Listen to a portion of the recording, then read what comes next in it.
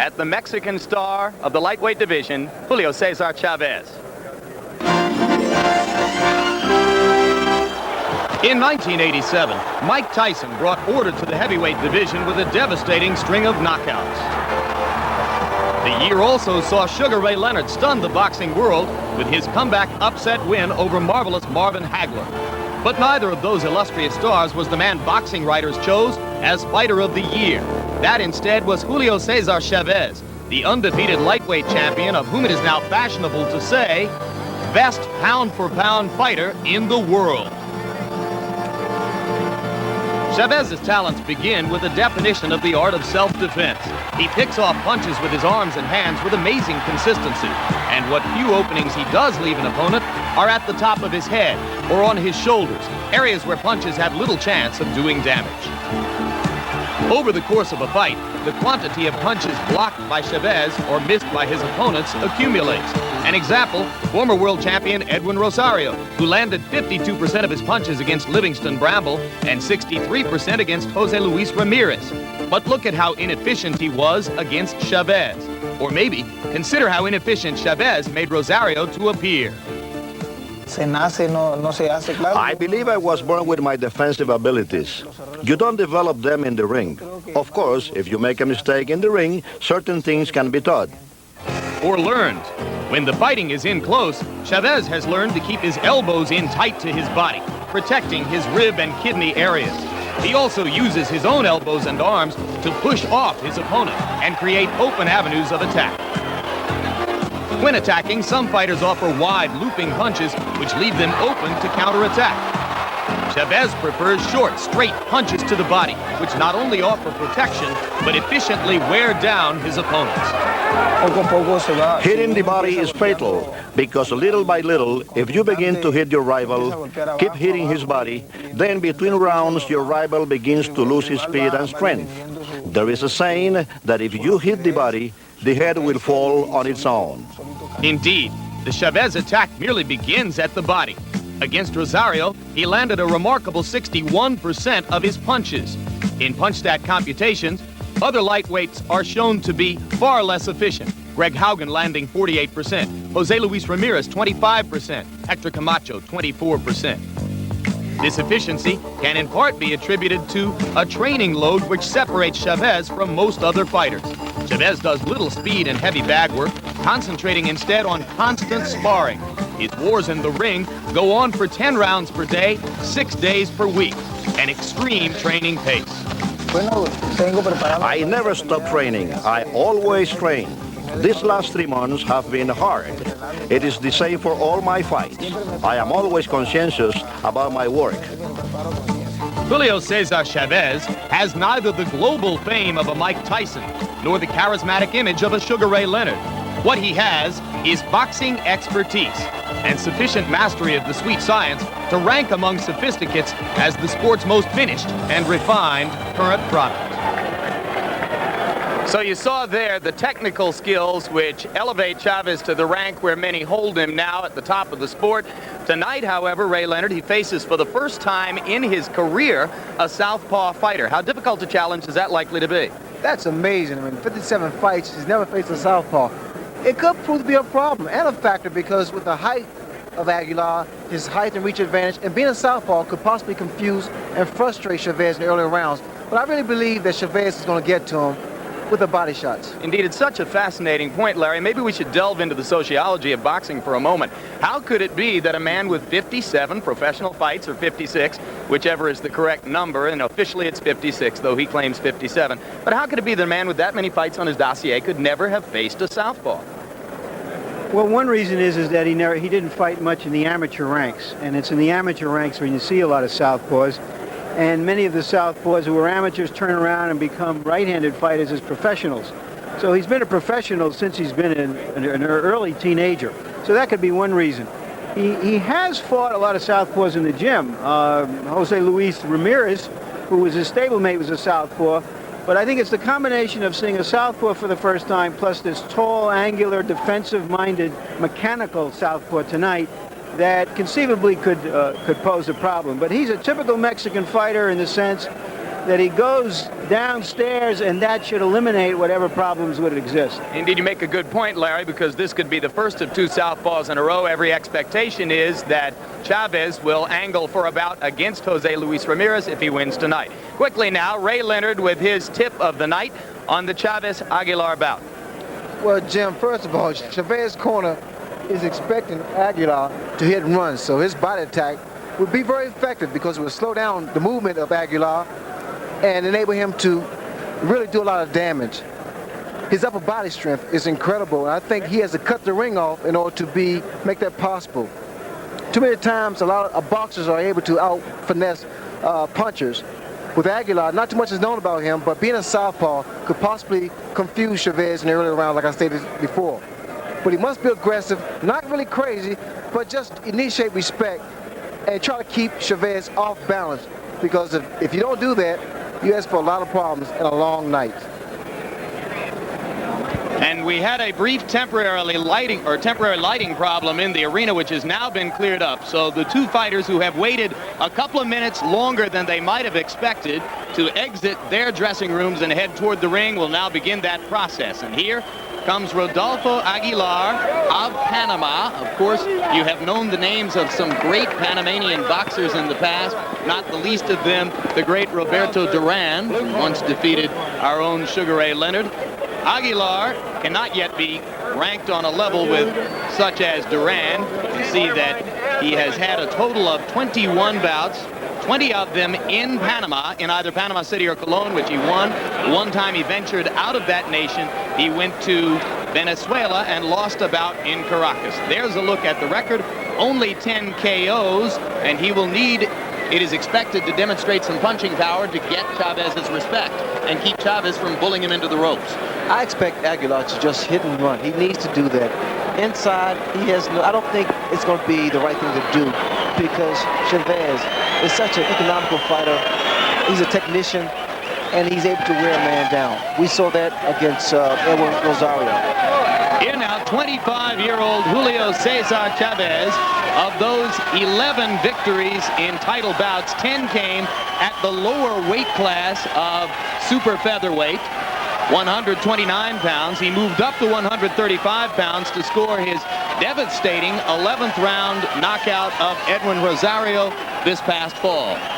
He's a great hero in Mexico, and I think he's very much comparable to what Ray Leonard was in his career. He's very personable. He's got a sunny disposition. He's very bright, and he's a winner who has his eye on the sky, on the heavens. He wants to be not just a great fighter, he told us, but a great man. 56 wins without a loss, 47 of them knockouts. As I've mentioned a couple times before, and will now mention for the last time, Chavez claims there was a 57th fight, a first-round knockout, which somehow got lost in the record-keeping. Tail of the tape, and you see there the height and reach advantage which Aguilar has. On paper, it may turn out to be a disadvantage, as of course that means that there is an extended range of rib cage available for Chavez to punch at. And here is our punch stat, which gives you a profile of the activity of the fighter. And as you can see, Chavez is a very, very active fighter. The remarkable thing about him is he throws this many punches, but he also shows defensive skills. He doesn't lead with his face. WBA rules, which will be in effect for both of the title bouts you will see tonight. 3 judges scoring on the 10-point must system. No standing 8 counts. A fighter can be saved by the bell only in the last round. And the 3 knockdown rule will be in effect. 3 knockdowns in a round means that it's over. And now let's go up to ring announcer Chuck Hull for the pre-fight introduction. Good evening, ladies and gentlemen. On behalf of Don King Productions, Main Events Monitor, Cedric Kushner Limited, the Miller Lite Beer, and the Miller Brewing Company, I welcome you to the Hilton Center of the Las Vegas Hilton Hotel, where tonight you will experience an evening of World Championship boxing. These bouts are sanctioned by the Nevada State Athletic Commission, Herb Santos, Chairman, Chuck Minker, the Executive Director. The commissioners at ringside this evening are Doctors Elias Ghanem, Freddie Little, Dwayne Ford, and Dr. James Nave. The WBA representative at ringside tonight, Dr. Elias Cordoba. The officials assigned by the Nevada State Athletic Commission for the next contest of the evening. The judges are Art Lurie, Patricia Jarman, and Lou Tabbitt. The timekeeper is Charlie Roth. Counting at the knockdowns, Al Bisick. The attending physicians at ringside, Doctors Flip Homansky, Elias Ghanem, and Albert Campana. The referee for the next bout of the evening is Richard Steele. The next bout of the night, ladies and gentlemen, featuring 12 rounds of boxing for the WBA Lightweight Championship of the World. Introducing, in the blue corner, fighting out of Panama City, Panama, weighing 134 1/2 pounds, with a professional record of 20 wins, 1 defeat, with 10 KOs. He is ranked #1 in the world by the WBA and is the challenger, ladies and gentlemen, Rodolfo Aguilar. And in the red corner, from Culiacan, Mexico, weighing 135 pounds. This young man's professional record consists of 56 wins, no defeats, with 47 KOs. He is the WBA Lightweight Champion of the World, Julio Cesar Chavez.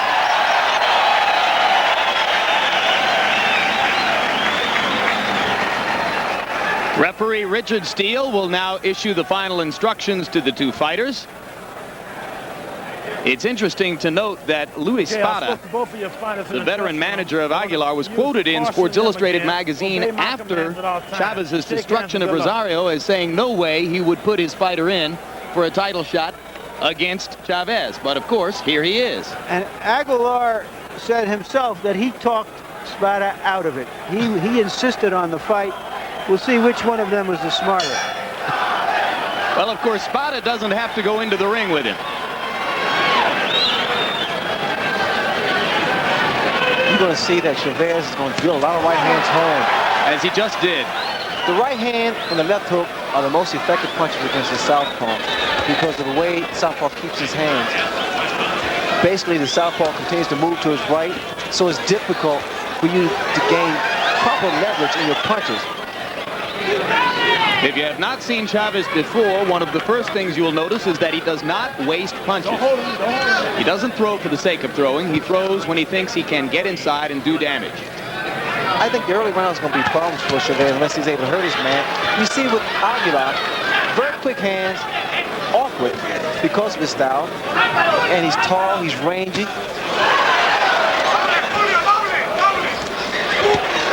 Now see, this is where Aguilar would probably make a mistake when he tried to exchange punch for punch. Chavez is a much deadlier puncher. For the moment, Aguilar doesn't appear to be frightened of Chavez, as he has been willing, as you say, Ray, to exchange punch for punch. Right hand got through the defense under the neck of Aguilar. Good defense from Chavez.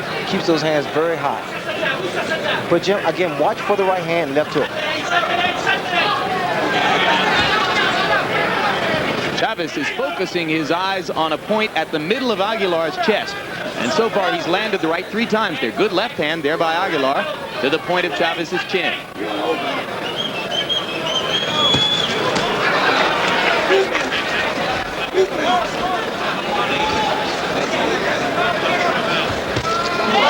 Again, the right hand gets through. Hunter, get out. Don't hold. Don't hold. Great.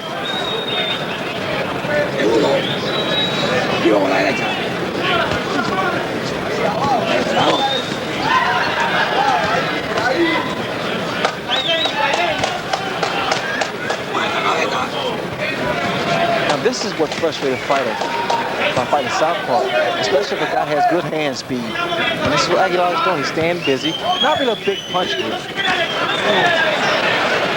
Chavez goes to the uppercut 3 times.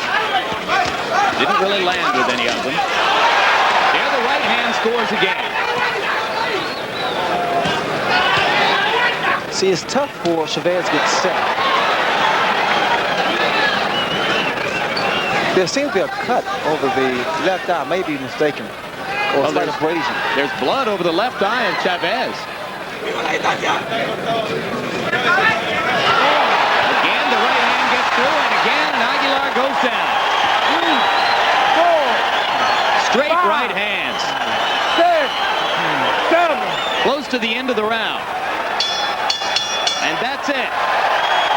So in the final 15 seconds of round one, Julio Cesar Chavez made his presence felt with the right hand. Well, we said he had to look impressive, and he certainly looked impressive. Let's go to Tito Alba, our interpreter, to find out what's going on in the corner of the challenger. Lo tenés cortado en una ceja, lo tenés cortado.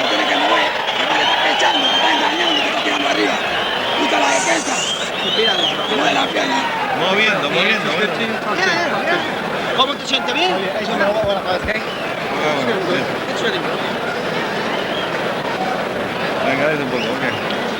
Obviously, there's the knockdown, that clean right hand. He landed several clean shots during the round. There's a second one. And obviously, Aguilar was still shaken midway through the rest period. Almost all of the damage done in round one by the straight right hand of Julio Cesar Chavez. Aguilar begins round two backing up. Still doesn't look entirely certain of himself. Chavez feels that he can get in more punches by becoming more aggressive, and that is so true. Just rushing himself, but he has to be careful because you see these punches that are being thrown, they have a tendency to bruise and cut. Chavez is really starting to get a little over anxious. Yeah, he's taking a little bit more than he needs to get inside, but there again, the right landed and backed Aguilar up.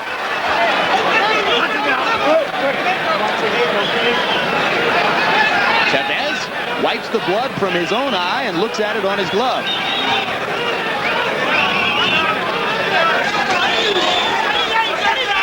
Julio Cesar Chavez has only been cut once before.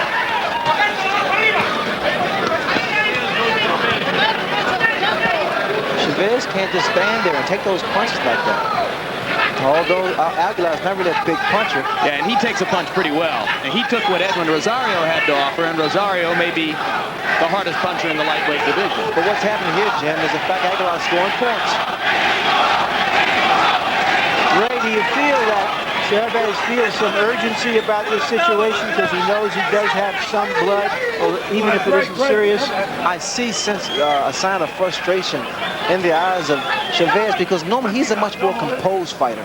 He takes his time and he's able to put his punches together. Here against the southpaw, he's having major problems here.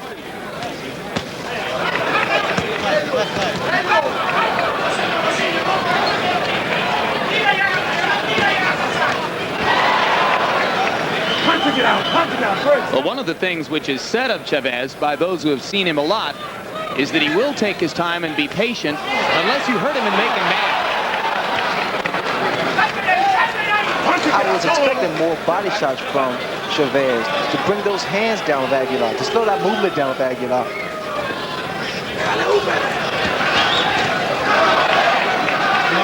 One sign of anxiety is that Chavez, for a moment there, was chasing Aguilar around the ring rather than cutting the ring off on him, something he does so well. For Chavez, he needs to throw combinations and stop trying to load up with one punch. And that's what he's doing here. Fewer than 30 seconds to go in round two, as you can see. This is not really a good round for Chavez. No, a pattern of frustration beginning to develop here for Chavez. He just did bloody Aguilar's nose with a left hook.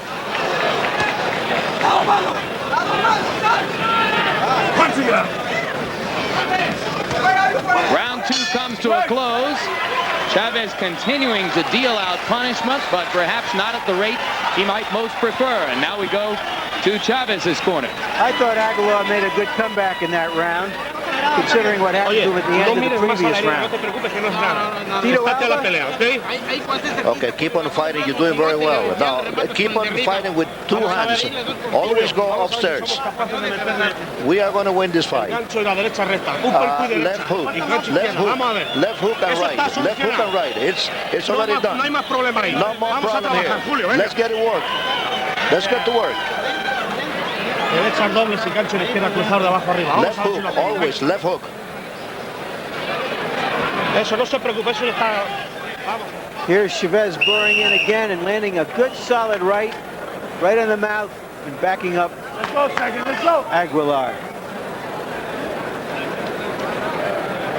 Well, Aguilar did come to fight, and although he may not win this one, he's showing his manager that he's willing to stand in there with a man who's regarded as one of the best fighters in the world.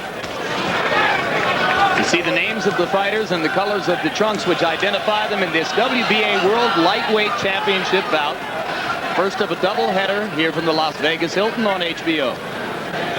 You notice that Chavez is starting to reach in with his punches. Starting to really become over anxious. Not really setting his man up. The jab would do that also to get closer. And for a guy that's this tall, a southpaw, it makes it quite different. It's not an easy task. Perhaps Chavez has not been as disciplined about going to the body in the last round and a half as we would customarily expect from him. A lot of head hunting. That's the key, because this guy's so tall and rangy, and he's throwing these overhand rights and left, and he's giving Chavez a different look. The body shots will slow all that down. Don't hold it. Once you get out.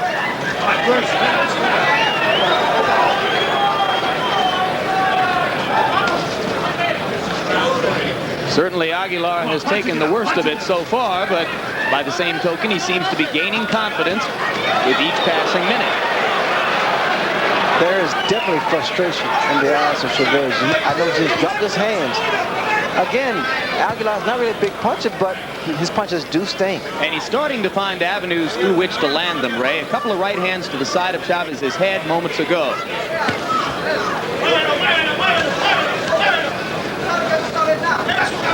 Another great right by Chavez. Straight up the middle. The difference we have with both fighters is the fact that although Chavez is throwing the heavier punches, Aguilar is throwing combinations.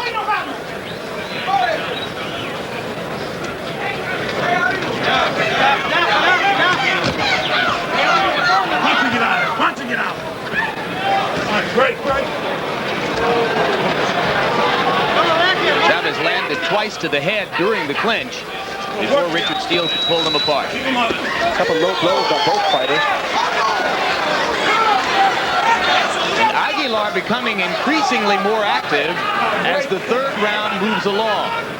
In the final 30 seconds of round 3 of this first of 2 World Championship bouts. Waiting in their dressing rooms, Marlon Starling, the WBA welterweight champ, and Mark Freeland in the role of challenger.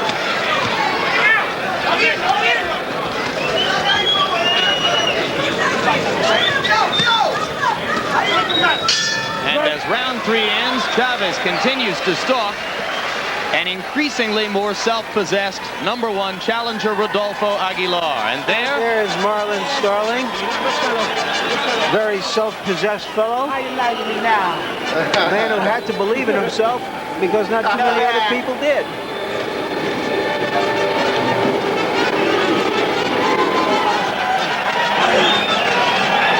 Él se está cansando, está abriendo la boca como He loco. is getting tired. He's opening his mouth like crazy. ¿Entendés? Lo He tenés que is. mover, está bien de pierna y todo. You have to keep on moving. How's your legs? Un poco de vaselina, un poco de vaselina. Okay, que me some pasa. Vaseline, some Vaseline. Un poco de vaselina. The legs are okay? Listo, un poquito. Okay. Agua. Water. Vamos. More water. Vamos, moviendo, Okay, move it, move it. por Jab, favor. jab, please. If you had taken 3-to-1 odds that you could get here in the legal bookmakers, that the fight would have ended by the end of the third round, you would have lost your money. It's even money if the fight doesn't go past 6 rounds. You saw in the corner the tiny cut on the left eyelid of Aguilar, which now ranks as a target for Chavez, but Aguilar lands twice in close.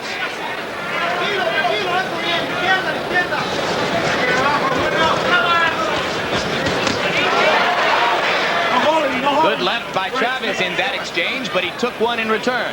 You'll notice when Chavez attempts to throw his right hand, he brings that right foot up. And those are the type of problems that southpaw presents. Because again, it doesn't enable you to get proper leverage behind your punches. Aguilar's doing a good job here with his combinations.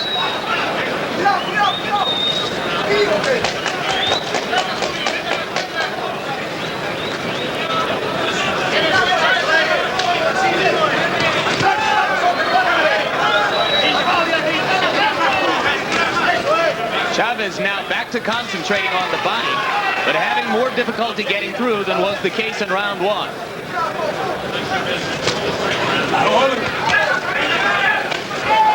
The straight right lands again. Believe it or not, the best punch that I found effective on southpaw is not really a straight right hand, but a looping right hand, because it goes inside of the gloves. Now there's blood coming from the nose of Aguilar as well as from above his left eye. That's the right hand there that Chavez threw. But again, Jim, he needs to throw combinations. Chavez needs to throw more punches. Put them in bunches. There's the right hand again. And the looping right hand that you suggested landed that time. Increasingly, Chavez looks to come up underneath to get to the body. But he has to work his way inside and be a little more composed.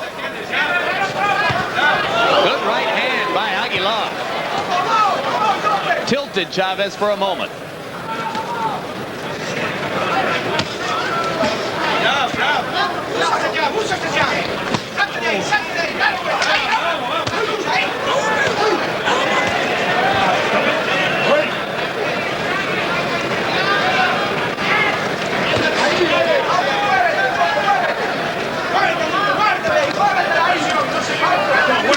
Well, certainly as we proceed toward the closing seconds of round 4, there can be no doubt in Julio Cesar Chavez's mind that he's in against a qualified opponent. Combination again by Aguilar. Chavez now telling him to come on in. I thought that was a sign of frustration on Chavez's part that he would do that. Aguilar is fighting a very sophisticated fight. He's not running as most of us thought he would. He's fighting what one of his handlers called a technically punishing fight. He's trying to stay outside of Chavez's range and then jump in with those quick long left hands. Let's go to Harold Letterman, our unofficial official to see his scoring of the fight. Well, thank you, Larry. I've got it 38-37 in favor of Rodolfo Aguilar in a close fight. I give Chavez an extra point for the clean knockdown in round 1. But Aguilar's doing a great job with hand speed, and I gave him the last 3 rounds because of the fact that he's landed so many punches. I have the exact same score in my card, which means that the man we have designated as the heir apparent to the pound-for-pound championship is going to have to show us some stuff and come from behind. And if he's worthy of that title, then he will come from behind. Chavez fairly sprints out of his corner to begin round 5. And Richard Steele says, hold on just a second. They forgot his mouthpiece. Yeah, he'll need that.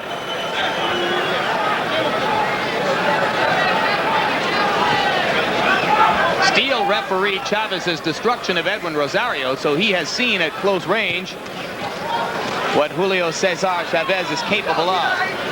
So far, he hasn't seen the same kind of performance tonight, but that right hand got across the top of the guard of Rodolfo Aguilar.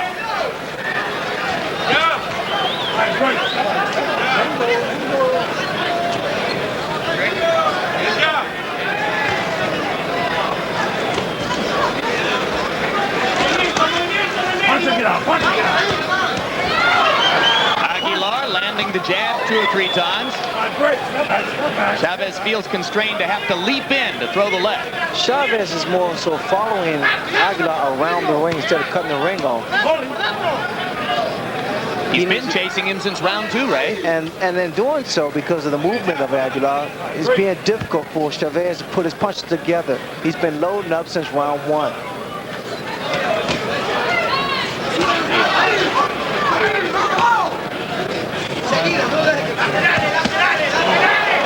Good left hook by Chavez. And you saw that the right sent Aguilar reeling for the moment. Aguilar begins to hang on. Aguilar did the right thing, tie his man up, but now he must move because he's still on clear street. Another right hand.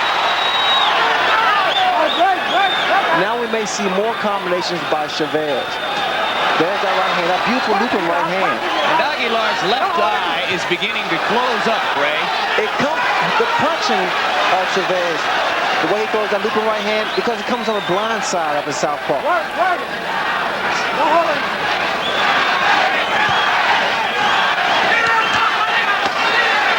Aguilar won't step back.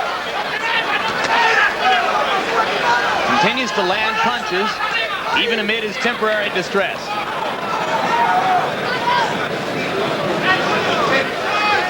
Chavez begins to look a little more composed again.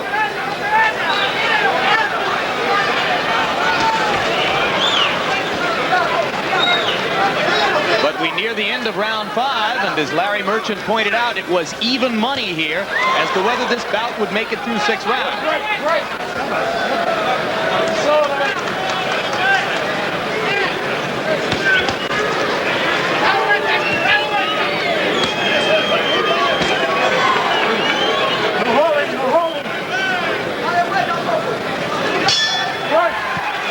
That was a much better round for Chavez. If he had, maybe he had the habit of laying back after knocking him down in the first round. He might have relaxed a little. I think he's back into it now. Are you tired? I'm asking you if you're tired. Respirando fuerte, respirando fuerte. A deep breath. Breathe deeply. Okay. Get the air out. Get the air out. Te pones a distancia, estira el jab, por lo menos. At distance, always throw your jab. Let's watch as Chavez goes to work. Comes in close, the left.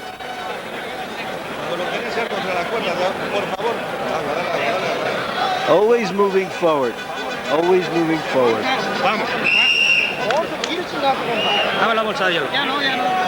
So, Mr. Aguilar is proving that General Noriega isn't the only lightweight in Panama right now. We asked Rodolfo Aguilar if he were acquainted with General Noriega, and he insisted only de periódico, solamente de newspapers. Round 6 begins, and Chavez continues to stalk at close range.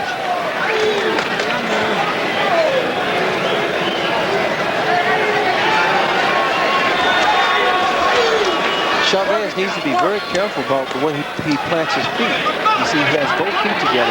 It's easy to be knocked down. It doesn't matter how big or small puncher you are, because you're off balance. Well, there's a certain arrogance in any great fighter, and you get the impression that Chavez doesn't believe Aguilar can hurt him. Aguilar appears to be wearing down now. Those uppercuts, and the looping right hand. Look at that beautiful shot. Aguilar looking for a place to fall after the right hand. And his corner is up on the apron. Steele looks at the corner as if to say, do you want in? And they do want in. And Richard Steele stops the fight. A great fighter does what he has to do to look great. And after having some difficulty for a few rounds following a first round knockdown, Chavez goes to work and ends the fight sensationally. 1 minute, 13 seconds of the 6th round. Thank you.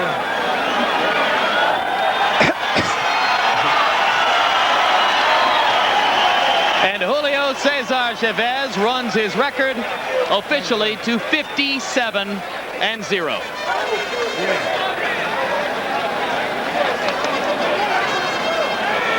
So it was a fight in which there were more than a few moments of frustration for Julio Cesar Chavez, and if he proved anything tonight, Ray, it is that he can overcome temporary frustration and go on to knock his opponent out. Well, it was indeed frustration, and the right hand pretty much started everything. Aguilar fought a pretty good fight, but what wore Aguilar down was the inside fighting and the looping right hands. That right hand there proved to be effective against southpaws. Aguilar at this point here is out of it. He wanted a place to fall down after Chavez landed the right hand to the temple. One of the vulnerable areas which can sometimes create a knockout. As you see this right hand land, you'll see right next to the eye on the temple, and Aguilar said, that'll do. I'm sure that Chavez will go back and watch the tape, and he will find that the best way to fight a southpaw is to be a little more composed. The looping right hand, it's a beautiful shot. I remember you against a southpaw named Ayub Kaluli. It wasn't your best looking performance either, but you were able to come back, dominate the late rounds, and win the fight, just as Chavez was able to do here. And here are the final punch stat computations. Chavez throwing 273 punches, landing 143 of them. You see that Aguilar was the much busier fighter, though without landing nearly as many blows. And right now, let's go up to ring announcer Chuck Hull for the official decision. Ladies and gentlemen, the time, 1 minute, 13 seconds of the 6th round. Referee Richard Steele stops the bout. The winner by a TKO, still undefeated, and still the WBA lightweight champion of the world, Julio Cesar Chavez.